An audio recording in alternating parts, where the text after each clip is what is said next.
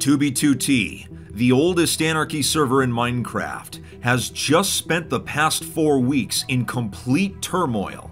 An infamous group of hackers has been using an exploit against the entire server for the past 3 years in secret, and it's finally been revealed to the public. As someone who has covered Minecraft exploits for years, I can safely say this is the most powerful and destructive one I have ever seen. The ultimate coordinate exploit, capable of tracking the real-time movements of over 300,000 players across all 3 of Minecraft's dimensions. 15,000 bases were found using this exploit. There was nowhere to run or hide. It was used to grief countless builds and steal over 200 million Minecraft items from stashes. The group responsible was thought to have quit the server years ago, but they've been pulling the strings from behind the scenes the entire time. What's remarkable is that this exploit shows how fundamentally flawed Minecraft as a game actually is. One person even tried to warn the community that this was happening, but they were written off as crazy and no one listened. Prepare yourselves, for today we'll be discussing NoCom, the most powerful exploit in Minecraft history, explaining who discovered it, how it was possible from a technical perspective, and the complete and utter destruction it caused. This video has been 3 years in the making and has required months of research and gathering testimony, so if you consider hitting that subscribe button, you are an absolute legend. With that being said, let's get started. Since the server began in 2010, players have always attempted to use exploits in order to gain an advantage over others. If you haven't seen my video the day 2B2T almost died, I'll sum it up real quick. In 2016, a group of players that went by the name Nerds Incorporated attempted to take over the server through the use of hacking and social engineering. They actually succeeded at their plan and had access to admin powers, but it was short-lived and they eventually lost them. Many members of the Nerds would go inactive, and for a couple of years, not much was heard from them, until 2 years later, in 2018. 2 players, Ox22 and Bubba J, were both server regulars that had an interest in Minecraft exploits. They had recently discovered a way to crash the server by loading a massive amount of chunks at the same time. The most simple thing you can do in Minecraft is breaking a block, and to do this, you need to click on it. What the exploit did was click on blocks everywhere across the map, even if they were out of render distance. This forced the server to use an incredible amount of resources attempting to load chunks that had never been visited by players. Thousands upon thousands of chunks were loaded in a matter of seconds, causing incredible amounts of lag, and eventually the server would crash. Instead of abusing this new exploit right away, Ox and Bubba J started theorizing how it could be used to their advantage. There was a way that they could turn this crash exploit into a coordinate exploit, but they needed the proper conditions first. You see, the majority of multiplayer servers in the Java edition of Minecraft run something called FitMC, which fixes bugs and makes the game more stable. Occasionally though, a bug fix can lead to a vulnerability that can be exploited to someone's advantage. Anytime there was a server-breaking exploit, 2B2T's admin, Housemaster, would have to report the issue to FitMC. If they could crash the server to produce a specific out-of-memory message to House, he would report the bug. The most obvious fix to this would be to have chunks only respond to the server if they were loaded by a player, which could reveal someone's location. It was genius. The two shared their plan with a close friend named Frickin, who was a member of Nerds Incorporated, the same group that tried to take over the server in 2016. He confirmed that their plan could work if paper developers were to implement the obvious fix. And so, they set their plan into motion. In July of 2018, they would begin crashing the server as fast and hard as they could, making it unplayable.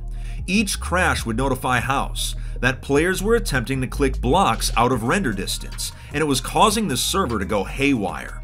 He reported the issue to Paper on July 12th, and later the very same day, the exact bug fix the group was hoping for was implemented. When attempting to click blocks out of render distance, the server would only give a response if a chunk was loaded by a player. They now had the proper conditions for their coordinate exploit, and the following day, July 13th, they had their first working version, but it was very primitive. They would keep an AFK account in the overworld, and it would attempt to click blocks in all chunks leading away from spawn in a spiral pattern. If a chunk responded, it would send the coordinates privately in chat. Any chunks that gave a response were then charted on a graph. Bubba J would begin using the exploit to find and destroy item stashes, which started a panic in the community. Wanting to keep the exploit as low profile as possible, Frickin suggested a name for it: NoCom, short for no comment. This way, if the exploit name was somehow leaked, it wouldn't raise any red flags. As a member of Nerds Incorporated, Frickin told the others in the group about the exploit, and they were brought into the circle of trust. In August of 2018, I released a video discussing the crash exploit that had already been patched, but while doing research for that video, I asked Bubba J if he knew anything about the exploit. He replied with no comment. Little did I know at the time, he was actually telling me the name of the exploit. It was hiding in plain sight, and we were all oblivious to it. In the following months, the primitive version of the exploit would prove to be tedious. It was slow, resource intensive, and there was no easy way to differentiate between actual bases and simple dirt huts. In most cases, the charted chunks were just empty wilderness.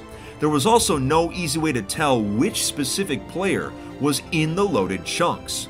They needed some sort of automation. Enter Lejerv, a talented programmer and the lead developer of Baritone, a program that automated actions in Minecraft. Lejerv had legitimate experience with machine learning, so the nerds requested his help in making the exploit more powerful. He accepted the challenge and was brought into the circle of trust. Over the next few months, his contributions would change everything. The first order of business was making searches more efficient. A program was taught to follow players once it identified them. They were located by running checks all the way up and down 2B2T's major highways, and then followed them to wherever they were going. Instead of searching in a spiral pattern starting at spawn, an adaptive tracking system would predict where players were headed. The easiest way to describe this exploit is like a game of Battleship, and the enemy ships are players on the server. You can't actually see where they are, and no matter what spot you choose to fire on, your opponent must tell you whether you hit a ship or you've missed. On 2B2T, your opponent is the server itself, and instead of firing missiles, you're trying to click blocks in chunks that you can't see. The server has to tell you whether a chunk you clicked on was loaded or not loaded. After it learned to track players, the program would use probability association to identify them. It would notice when specific accounts were connecting and disconnecting from the server. If a trail of chunks was suddenly unloaded at the same time someone disconnected, it began to associate that username with the chunk trail. So after 2 or 3 disconnects, it had a clear idea of who was actually in those chunks. This also allowed the program to chart how far a player had gone in a specific session of Minecraft. By this point, AFK accounts were being used in all 3 dimensions, so all player movements were being tracked. Lejerv shared with me how the math behind the adaptive tracking system works for this video, and as you can see, it's as easy as 1, 2, 3.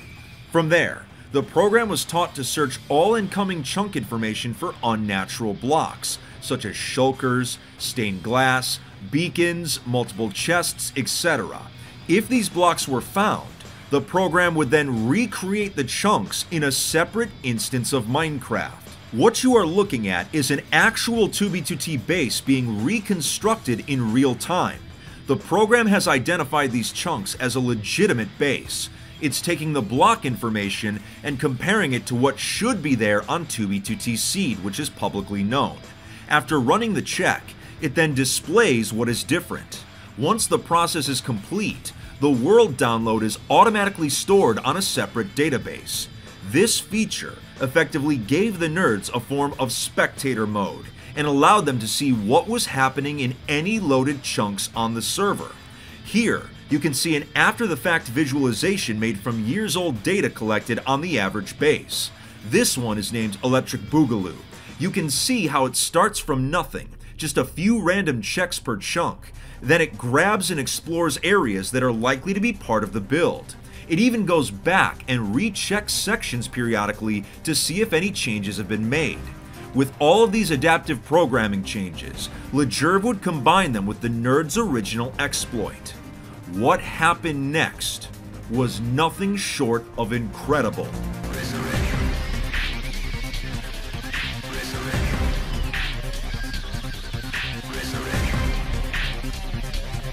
The NOCOM exploit was now the most powerful in Minecraft history. They were visually tracking every single player movement on the entire server in real time at 1-second intervals. Every chunk trail, base location, and player logout spot was now compromised. Heatmaps allowed them to see where the most player activity was happening at all times. They would acquire so much data using this exploit that everything I've mentioned so far is just the tip of the iceberg. It was the ultimate power, and the nerds had to show an incredible amount of restraint in using it. Because it was possible due to a paper vulnerability, this meant that the exploit could work on other servers as well. There was truly nowhere to hide. The exploit had to be kept a secret, and to do that, the group would have to feed the community false information for years to keep them from finding out the truth. Anytime there was evidence of a coordinate exploit being used on the server, the nerds would brush it off as paranoia, or make up a different exploit with enough believability that people would buy it. What they were effectively doing was gaslighting. In the English language, one way to describe gaslighting is convincing a person that their memories of an event are not accurate. For example, let's say that when you were a young child, your parents took you to an amusement park and while there, they gave you a red balloon. If I wanted to gaslight you, I would say, your balloon wasn't red, it was green. Don't you remember? Now this is an obvious lie, but if I repeat this statement to you enough times, you might start to believe that you were misremembering, that your balloon was actually green. This strategy of making people question their own realities is what the nerds had been doing to the community for years. Several of my previous videos involving coordinate exploits had explanations such as tracking ender pearl teleportations or triangulating a base by observing a pet teleporting. The reality was that while these methods were actual exploits, they were used as a cover for the NOCOM exploit, which was the true method all along. Having believable explanations for bases and stashes being found was crucial. In 2019, the nerds would start utilizing their exploit more and more. Their use of it would lead to the leaking or griefing of many prominent bases on the server, such as Space Valk 3, the Ice Dragon at Niflheim, the Great Tree, and many more. Sometimes they would just leak the coordinates outright and let aspiring griefers take care of the rest. The nerds began a campaign called Dipper Nation and used memes to troll the community about the true nature of the exploit. What's funny is that in their base leak screenshots, they did not actually visit those places in person. They were using remote viewing to see what the base looked like. They could doom entire builds without even lifting a finger. It seemed like the group was unstoppable, but in the later part of 2019, they would hit a major roadblock. BibleBot, one of the AFK accounts that had been used to obtain chunk information, was locked by Mojang due to suspicious activity involving the authentication servers. Around this time, Housemaster would also lower the server's packet limit by a substantial amount. This meant it was no longer possible to use the exploit by only having a single account logged in. Multiple AFK accounts would have to be used in order to maintain the rate at which data was pulled from the server. Lejerv would also have to retool his machine learning program to overcome these limits. After a few months of downtime, the exploit was back up and running more efficiently than ever. But realizing that more data limits could effectively shut them down, they decided that showing restraint in using the exploit was no longer an option. Of the group members, Ox22, Bubba J, and Lejerve were all members of a separate organization called the Spawn Masons, who had become well known on the server for many of their ambitious projects. The three began taking large amounts of stash coordinates from the NOCOM database and began providing them to the Masons with no questions asked. A subgroup of the Masons, led by a player named Tectonic, would scout out each stash for useful building blocks and decide whether to give it up to the group to steal or destroy it. Over the course of 2020, the group would steal from and then destroy hundreds of stashes around the server. They did this so that the group would have more resources at its disposal. In total, the Masons would acquire more than 200 million Minecraft items from these stashes. It was clear that anyone able to use the NOCOM exploit had a major advantage over everyone else. While the exploit was running flawlessly, and House was still unaware of the original vulnerability, someone began to notice that something was not right. A player named ZeroNeb realized that there were at least 4 accounts logged into the server 24/7.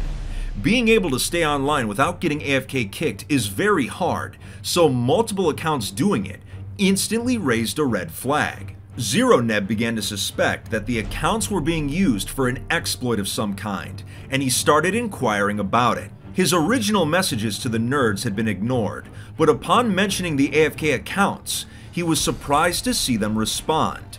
They dismissed his claim as paranoia and that he was being ridiculous.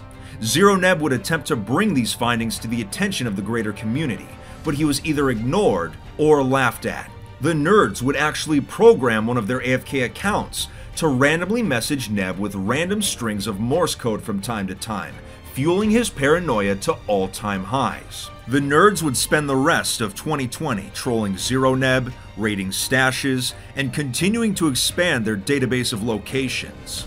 But in 2021, another group of 2B2T players would stumble upon the original paper vulnerability. Enter Steve 3, Mahan, and Redstoner, 3 associates of a group called the Infinity Incursion. They had developed a brute force version of the exploit, but far more primitive. At first, they used it to observe the highways, but after some optimizations, they were able to find base and stash coordinates just like the nerds could. But when it came to tracking players' real-time movements, they could only follow one person at a time, instead of the hundreds that the nerds could. Now, with the ability to only follow one person at a time, I want you to take a guess as to who they decided to track. To absolutely no one's surprise, it was me. In May of 2021, I was base hunting on my Sunday morning live streams. I had been using an alt account and at the time had not logged into my main account Fit for quite a while. I'm usually pretty good at concealing my location, but somehow I was getting found every single week, which was highly unusual. While stream snipes have happened in the past, they're pretty uncommon occurrences and are usually complete accidents. But to keep getting found every single week, despite being hundreds of thousands of blocks away from spawn, I knew an exploit was being used. Sure enough, the stream snipers revealed that they had been tracking me using their exploit. They knew exactly where my account was at all times. I even caught one of them attempting to sell the coordinates of my logout spot for real-world money. At this point, I knew that my main account was not safe to log in with, which is why at the time of me making this video, I haven't logged into it for over 4 months. In early June, the exploit was starting to go public, with more groups starting to gain access to it. Throughout all of June and July, bases and stashes began to fall. The server was going into doomsday mode, with players afraid to even log in out of fear of their bases being blown up. But it was too late. 15,000 locations had already been compromised, regardless of who was online or not. It was during this chaos that I was finally shown the true power of the exploit. If you saw my previous video, you already know that 10 of us joined forces to grief a base belonging to a player named Beardler. After the grief took place, I actually received a message from Ox22. He had tracked my alt and the accounts of everyone else to the staging area a few days before the grief. Since Beardler had been tracked to that very same location months previously, they already knew why we were there. By using remote viewing, the nerds were able to see the TNT being placed on the actual builds. Without even speaking to any of them, they knew our plan. It was possible to use the exploit to predict events before they actually happened. I was stunned. I knew the exploit was powerful, but not that powerful. By this point, the community had reached the breaking point, with many emailing House to warn him about the original FFXV vulnerability. The Masons knew that the exploit was going to end, so they went on one final killing spree, hunting every new player at spawn they could find. Finally, on July 15th, 2021, exactly 3 years after the original exploit was created, House implemented a range limit that effectively destroyed it. Accounts were no longer capable of being tracked, and the server would not give information about faraway chunks. But the damage had been done. The exploit had left a trail of destruction spanning multiple years across the entire server. Zero Neb, who had been written off as crazy, was actually right all along. He had warned the community, but no one had listened. The total amount of data that the nerds had collected on the entire server was well over 2 terabytes. The majority of the base and stash locations, over 15,000, were still located on their private server, just like during the 2016 backdoor drama. They were the ones pulling the strings from behind the scenes all along. They never truly quit. As someone who has played Minecraft for over 11 years, the fallout of this exploit has given me a unique perspective. The reason the title of this video is called The Fall of Minecraft's 2B2T is because the server that we've played on all these years, the one that was compromised by the nerds, has finally fallen. With the exploit patched, a new 2B2T can rise from the ashes. While the destruction on the server is going to get a lot worse before it gets better, we can now travel in peace, knowing we aren't being tracked by the all-seeing eye in the sky. Everything that happens here is driven by real players with real motives. For a group of notorious hackers to socially engineer a server admin to open up a vulnerability and using machine learning to create the most powerful exploit in Minecraft history is not a story you can write. It's as real as it gets. And that is why there is no other place in Minecraft like 2B2T. We've always been playing a completely different game. The moral of today's story, no comment. The question now is what happens next? Whew, that was a long video, so if you enjoyed, you better be hitting that like and subscribe button. Also make sure to follow my socials, so take it easy, Fit Fam, and you can finally breathe easy.